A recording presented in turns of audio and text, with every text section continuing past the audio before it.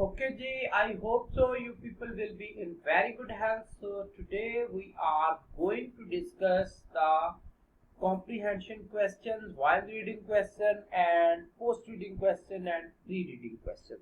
So, pre reading question के बारे में I have told you that जब हम reading discuss कर रहे थे कि pre reading question जो इसके first दो है ना, वो वही दिए हुए हैं जो पहले चैप्टर हजरत मोहम्मद सल्लल्लाहु अलैहि वसल्लम as a mercy for all creation के हैं. Look at the title of the unit. Tile लिखा हुआ है, टाइटल है ये word. Okay, predict about the content of the lesson and then how can we live peacefully in the society. अब society के साथ पूरे लेसन का कोई लेना देना नहीं है, तो ये दोनों के दोनों क्वेश्चन जो है वो प्रीवियस लेसन के कॉपी पेस्ट हुए हैं, यहाँ पे मिस्टेक कर ली.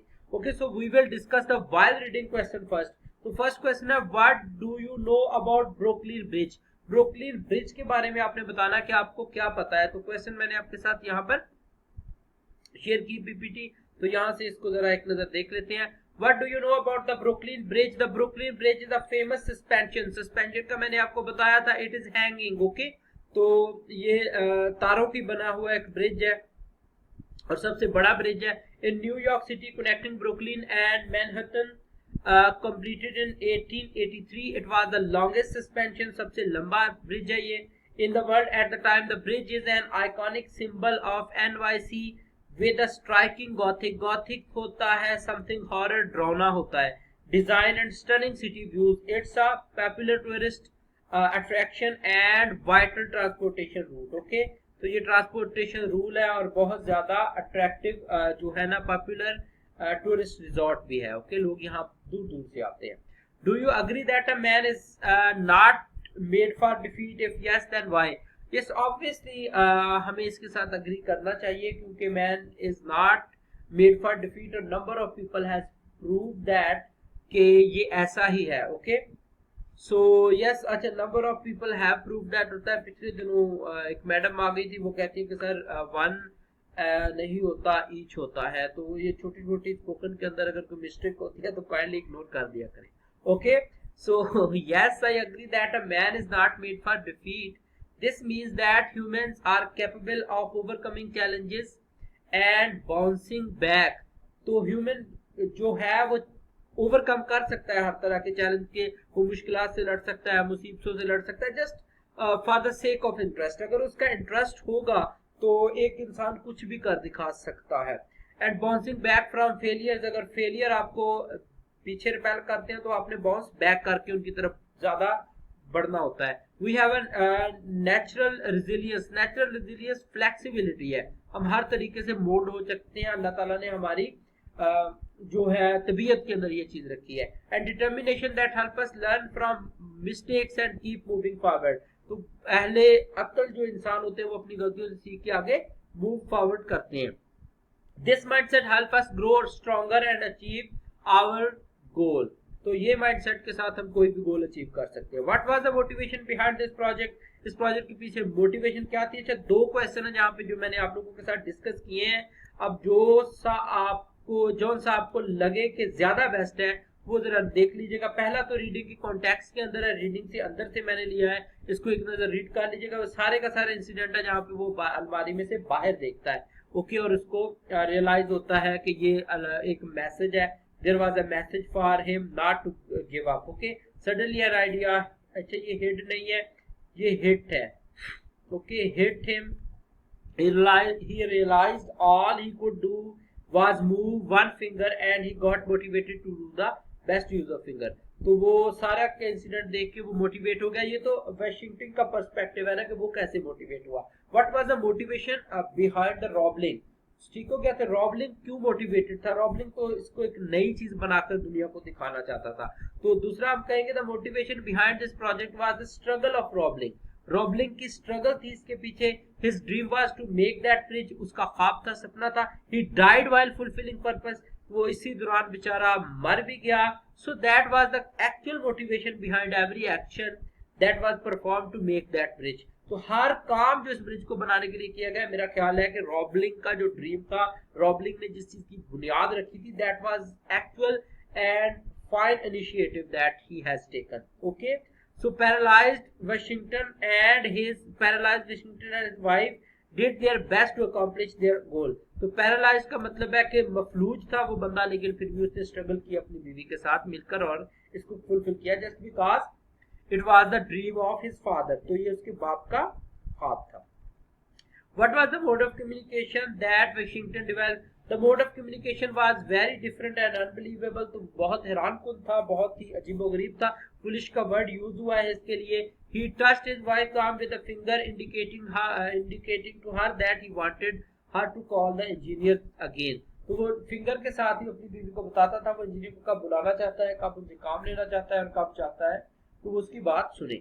What was the mode? अच्छा, ये क्वेश्चन की स्टेटमेंट दोबारा शायद रिपीट हो गई है यहाँ तक, ठीक है। तो आप यहाँ से ही से दोबारा लिखेंगे। He used the same method of tapping her arm to communicate that or to tell the engineers what to do. तो टैपिंग के मेथड से वो बताता था करना क्या है और फिंगर के साथ टच करके बताता था कि वो जब बुलाना चाहता था। आ गया पोस्ट रीडिंग क्वेश्चन, जो कि एक ही है हमारे पास। It is literally true that you can succeed best and quickest by helping others to succeed. Have you ever faced such a situation where you have to lead others?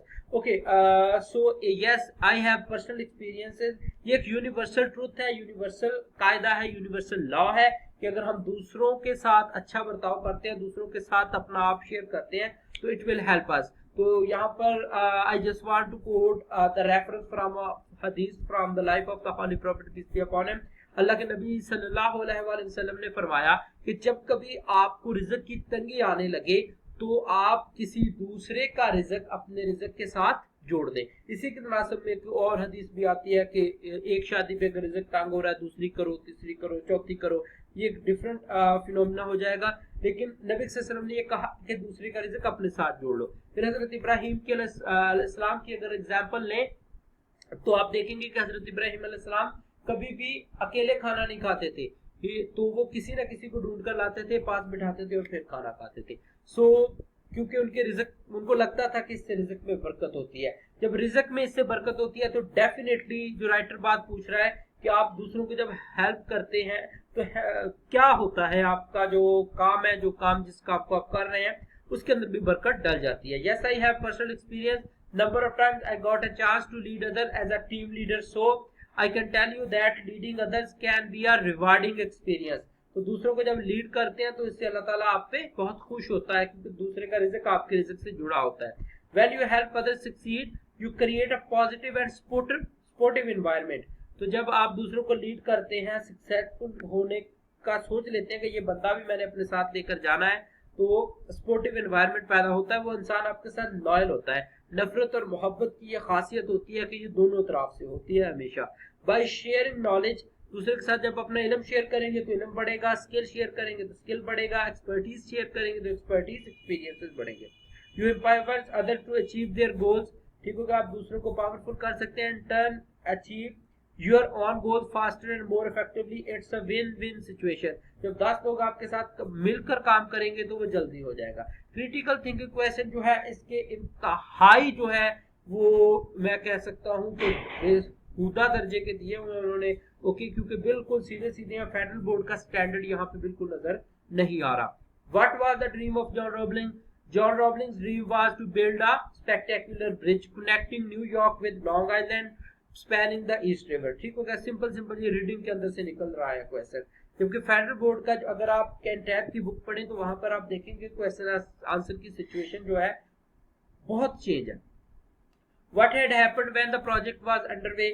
तो क्या हुआ था जब प्रोजेक्ट चल रहा था? तो when the project was underway, John Roebling had an accident and lost his toes. Okay, अपनी उसने उंगलियां खो दी। ये lost his toes वाली लाइन लिख लीजिएगा। And later his son Washington suffered a paralyzing injury due to decompression sickness. Decompression sickness की वजह से उसके बेटा भी पैरालाइज हो गया था।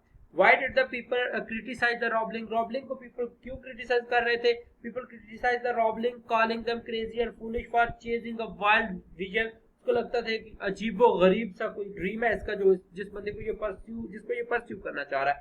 As building such a bridge had never been done before, तो ऐसा ब्रिज बनाना जो कि पहले कभी नहीं बना था, that was a different thing. Whenever you left the boundary of the normals, people start criticizing you. तो वो हमेशा क्रिटिसाइज करते हैं।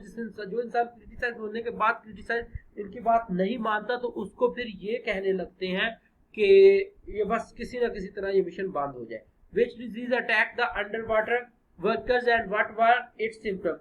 The under water workers were attacked by the decompression sickness, also known as Kazan disease, okay, which caused brain damage, inability to walk or to talk and other symptoms. Paralyze कर देती थी completely वो बंदे को, okay. How did Mr. Washington communicate after the tragic accident? ये ऊपर भी question हो चुका था while reading पे, फिर एक दफा देख लें। After the accident, Mr. Washington communicated by tapping his finger on his wife's arm, developing a code to convey instruction to the engineers, okay. तो ये फिंगर के जरिए से वो डिस्कस करता था। Who was Emily and Roebling and what role did she play in the execution of the project? बड़ा सीधे सीधा इसका आंसर रीडिंग के अंदर भी दिया हुआ है। Emily and Roebling was Washington's wife who studied higher mathematics and bridge specification and played a crucial role in the supervision the construction, acting as a link between her husband and the engineers, okay. तो वो सारे का सारा उसने link create किया था। When there is a will there is a way, ये थोड़ा सा कॉन्सेप्चुअल क्वेश्चन है। Explain in the light of the given lesson, okay, ये थोड़ा सा हट के दिया है, थोड़ा सा अच्छा क्वेश्चन दिया है। When there is a will there is a way, जब कभी किसी जगह पे किसी काम को करने की कोई ख्वाहिश होती है ना तो रास्ते खुद ब खुद खुलने लगते हैं। वो कहते हैं ना कि जब आप किसी चीज को हासिल करना चाहते हैं तो अल्लाह ताला आपके लिए रास्ते बनाना चाहता है। वो एक बहुत फेमस डायलॉग है कि मैंने इतनी शिद्दत से तुम्हें पाने की कोशिश की है कि हर जर्रे ने मुझे तुझसे मिलाने की साजिश की है। तो बस ये उसी शेर को डिफाइन कर रही है ये लाइन, ठीक है। Explain in light of the given lesson. When there is a will there is a way means that with determination and persistence one can overcome obstacle and achieve their goals. जब मुश्किलात जितनी भी आ जाए, problems आ जाए, जब आप persistence है, persistence mean continuously आप मेहनत कर रहे हैं, तो you can overcome all the obstacles, all the problems that are in your way, just like the Roebling did despite criticism and adversity. तो क्रिटिसिज्म के बाद भी उसने नहीं रुका। एडवर्सिटी मीन बहुत डैमेज हो गया उसकी जिंदगी के अंदर, ओके। उसके बेटा पैरालाइज हुआ, वो खुद मर गया, ठीक हो गया। तो बहुत ज्यादा उसने चीजें देखी और बहुत से वर्कर्स भी मर गए। लेकिन after facing all the problem mister Roebling, the family of the Roebling completed that bridge. तो अपना रखिएगा बहुत सा ख्याल। I hope so you will take help from this lecture and it will be helpful for you people. So please subscribe the channel and comments related to the video if you like it, okay, and share that video with your friends. Allah Hafiz.